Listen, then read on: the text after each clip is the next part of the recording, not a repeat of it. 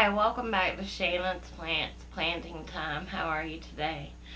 Today I thought I would do an update on some of the plants that either I promised you an update on or that I think have grown a lot since I got them. And so bear with me. I'm going to have to lean down and up to grab the plants, but there's just a couple I wanted to show you that I'm either proud of or, like I said, have grown. And unfortunately my editing software is broken at this point, so I can't flash back pictures of what they used to look like or when I opened them. But that will be remedied soon because I plan on ordering some new editing software. I don't know what happened. Mine just crapped out on me.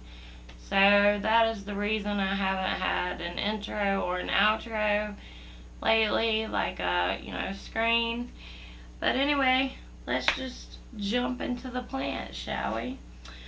The first one I want to talk about is this Burley Marks regular form. This plant has now got 1, 2, 3, 4, 5, 6 leaves, and the reason I wanted to show this plant off, he is in pond in this cute little glass jar with a starfish because I live at the beach. So anyway, this plant I got with one of the first batches of plants that I got. And if you know my story, I was a chronic overwaterer and I drowned most of my plants that I got in the beginning. So anyway, this was one of those that, although he was in sphagnum for a long time, I managed to give him root rot. So when I found out that he had root rot, and my telltale sign was he looked big and beautiful. He was twice the size at least. But I had that droopy, well, I don't even think the leaf was yellowed yet, but it was a droopiness to him, and I knew I had just watered him. And I got him at the same time that I got my pedatum. And the pedatum is doing great and never went through root rot, but this one did. And so it was a member of the one leaf club for a very long time, and that was this leaf. So the ones coming in are smaller, but nonetheless they are finally coming back in. And I want to say it was February when I discovered the root rot on him, and so it is now September, the early part of September, and I am so happy. He seems to be doing good. You can see roots. I don't know if they're showing up. You can see roots all along the edge of the pond. There's one right there. So yeah, he seems to be doing really well. I can't wait till he gets big and lush again. I watched this video on new leaves and how they can feel like everything that you do to them, and so I'm trying not to touch this new leaf. But he even has another growth point coming in here. So he is just finally taken off. And he lives in my IKEA greenhouse cabinet. And no, I'm just happy with his growth. So I wanted to share him with you. So then the next plant on the list is my Hoya Bella, and it came to me as a very small cutting, like maybe this big, just this this one, and he is shooting out tons of new growth. And I actually, the other day when I was repotting him, I accidentally knocked off these leaves, so I am rerooting these in perlite. And so you can imagine how big he looked with all of it together. But nonetheless, I am proud that he is growing so well. So he lives in my grow tent. So I found these to be a little more water thirsty than most Hoya are. So just keep that in mind if you have one. I don't know if yours is or if it's just mine, but I think I've heard that in the past from other people. So Hoya Bella, doing well. And the next plant I want to talk about is my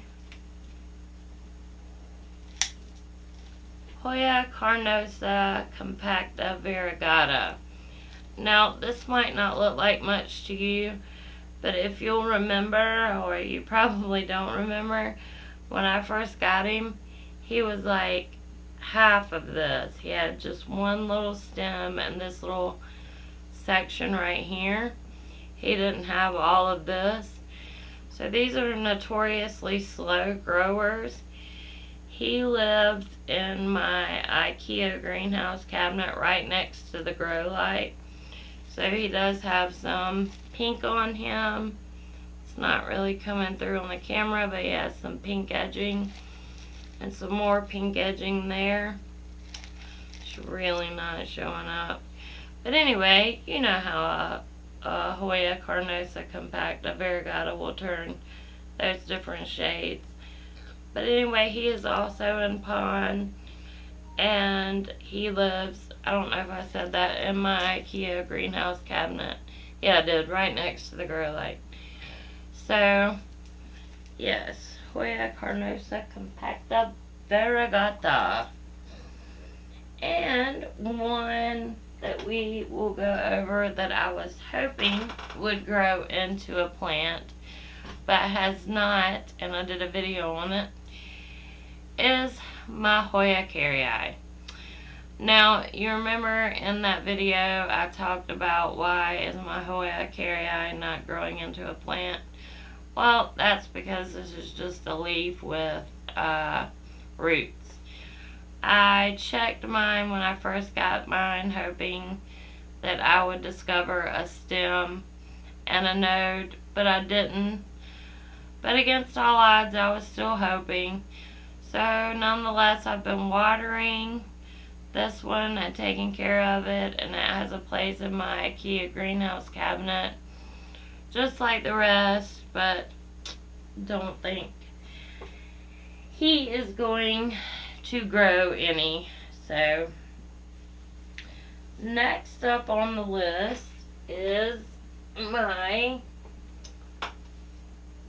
Philodendron Micans, and this is my Micans, and he has grown into a plant. I had a one stem, one node cutting that I have grown, or that it has grown into a full-fledged 4-inch pot plant. And I have even taken a propagation from him. So propagation plus this. Very proud. I love Micans. I think they're so beautiful. They're velvety and they come in an array of colors, and I just think they're gorgeous. So I have this one that stays in the IKEA greenhouse cabinet, and this one that stays in my grow tent, and boy, you can see the roots on him. So I was hoping to sell this. So if anybody wants to buy a little Micans, let me know in the comments. And next up is my Anthurium Crystallinum. Now, how could I do a video without talking about this one? This one, when I got it, I was worried it lost the leaf, and then all of a sudden it put out 4 new leaves at one time. So it lost its older leaf. It looks like this one might be on its way out. It's yellowing. But these 4 are in good condition. This one back here, I have not noticed any new growth on him. Well, actually, he does have a growth point down here. Way down here. Doubt you can see it. But anyway, I'm hoping for him to shoot out 4 more leaves and of bigger size. But he lives in my IKEA greenhouse cabinet, and I'm happy to say he is doing well. I got him on Instagram from I Plant 'Em, so she did a really good job acclimating him and everything. But yes, I was very happy to get my hands on an Anthurium Crystallinum because I think they're the bomb. So next, if you remember, I did a whole video dedicated to Anthurium Viburnum. Now, I discovered that mine had a little bit of root rot, and you can still see the yellowing of the leaves that were affected, those 2, and that is when I had him in soil. And so I promptly switched him to pond, and he is finally putting out leaves, a lot of leaves. I can't wait till they get long and strappy, or he's putting out straps, however you want to say it. He's a little bit wonky, but he's got a good root system, and he's got a new leaf there.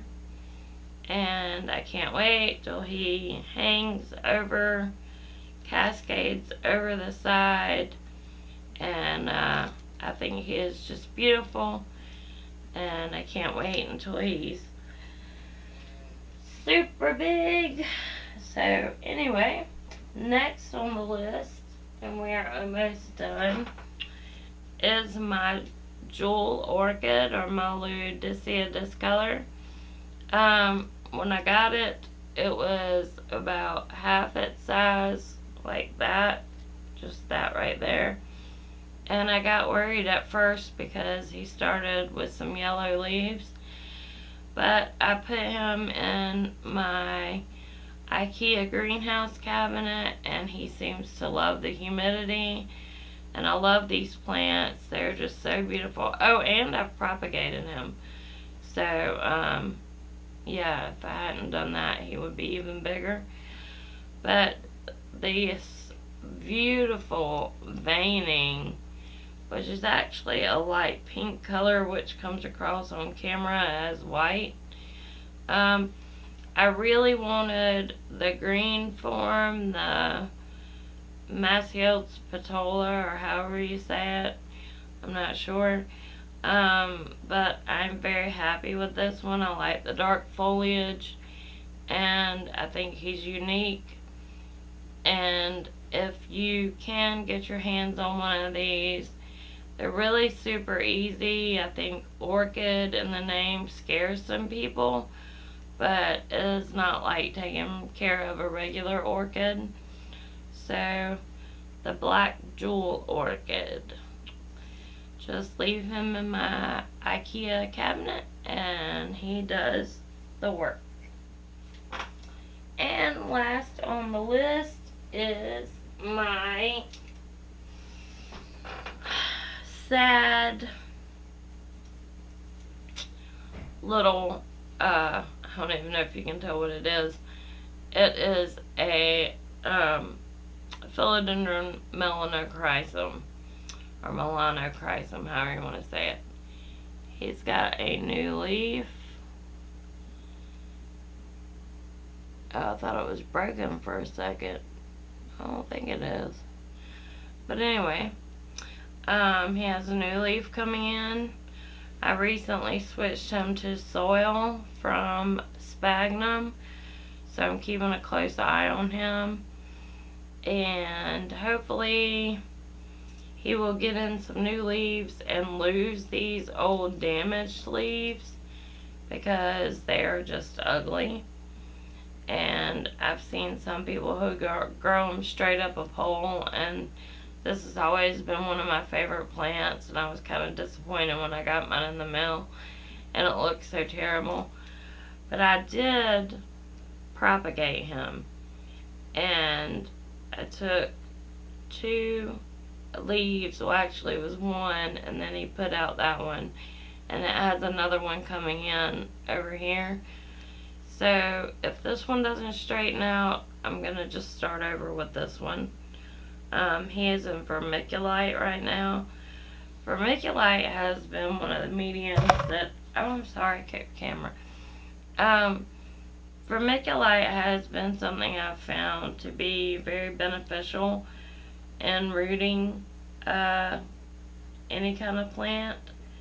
I have a whole room full of boxes of vermiculite where I am propagating stuff, and I've just found that it roots much better than perlite or sphagnum, because with the sphagnum I think it roots well, but it sticks to the roots, and then you have to separate them. With the vermiculite you don't have to do that. Kind of like the perlite, it just kind of washes right off. But I really like propagating in vermiculite. If you haven't tried it, I really suggest you do. Maybe on some plants that don't mean as much to you. Maybe it won't work out as well for you as it has for me, but it has really worked out well for me. So my Philodendron Milanocrysomes, and please send me good vibes that this one straightens out and becomes a nice pretty plant, because he is looking rough, tell you. But some things that I have changed that I think are helping the plants grow, and I did a whole video on this, is my new fertilization program. I use, sorry, the humidifier is getting me. I use Liquid Dirt and Super Thrive, and I've always used that, but I started using this a little bit. A little Osmocote Plus, and I think they needed a little boost of something different. And I've also been using something called Orchid Bloom Booster, which has a high amount of phosphorus in it, and because orchids need phosphorus to produce more flowers, so I was hoping it would work on my Hoya. So I've been mixing that, a little bit of that in with my water, and I'll link that video in the playlist. But anyway, this video has been long enough. I didn't mean to go on and on about them. I thought it would be a quick little video, but that is the updates on my plants. If you don't follow me on Instagram, please follow me at Shannon Collier 26. We're going to be doing a giveaway again. We just did a giveaway, and the winner of the Hoya Pupicalix Splash Hawaiian Purple was Hey Marge the Plant Lady. So congratulations to her. And this time we're going to do it a little bit different. when you tag a friend, and the rules will be on my Instagram, you and that friend must both be following me, and there will be 2 prizes, one for you and one for your friend. So I haven't decided what plants or something, but I will decide and I will announce it on my Instagram. So anyway, I'm getting fogged out in here because I've closed the door and the humidifier is absolutely kicking. So anyway, thank you for tuning in, and don't forget to follow me on Instagram.